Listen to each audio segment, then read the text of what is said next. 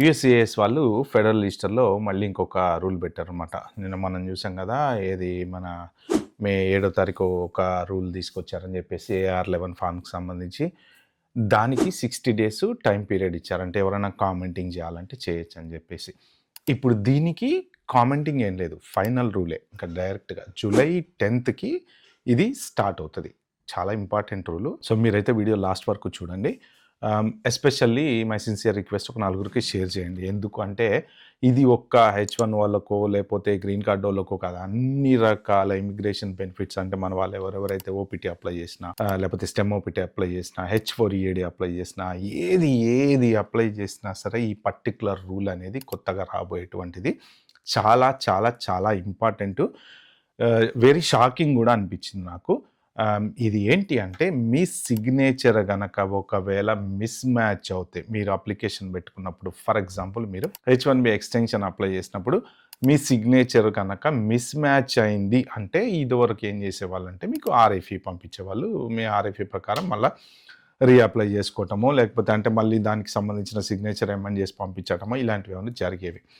ఇప్పుడు ఏంటంటే కొత్త రూల్ ఫెడరల్ రిజిస్టర్‌లో పెట్టింది ఏంటంటే మీ సిగ్నేచర్ మిస్ మ్యాచ్ అయితే గనక అప్లికేషన్ ఫీజు వాళ్ళు ఉంచుకుంటారు. మీ అప్లికేషన్ డినై చేస్తారు. అంటే ఏంటంటే మీ ఫీజు పోయింది. మీ అప్లికేషన్ డినై అయిపోయింది. దాని ప్రకారం ఇంక మీకు ఫర్దర్‌గా నెక్స్ట్ ఇయర్స్‌లో ఉండాలా, ఎళ్ళాలా అనేది మీ బేస్డ్ ఆన్ మీ స్టేటస్‌లను బట్టి, మీ అప్లికేషన్‌ని బట్టి ఉంటది.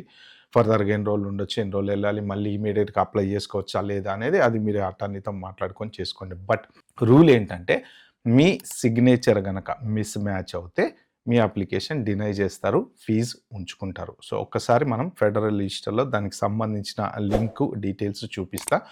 అది కూడా మీకు కింద డిస్క్రిప్షన్‌లో పెడతా. మీరు ఓపెన్ చేసి అయితే చూసుకోండి. చాలా చాలా చాలా ఇంపార్టెంట్ ఇది మాత్రం. ఒకసారి మీకు ఫెడరల్ రిజిస్టర్ చూపించిన తర్వాత నేను మళ్ళీ మీకు డీటెయిల్స్ అన్నీ ఎక్స్‌ప్లెయిన్ చేస్తా. సో, రైట్ ఇది వచ్చేసి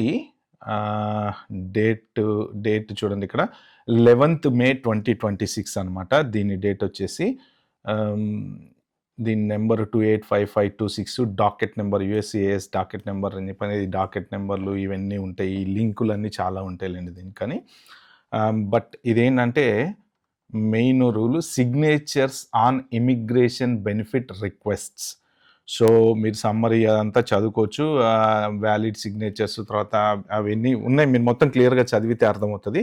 సో, ఎఫెక్టివ్ డేట్ వచ్చేసి this interim final rule is effective on July 10, 2026 అంటే ఇది ఫైనల్ రూల్. దీనికి 60 డేస్ కమెంటింగ్ పీరియడ్ లేదు.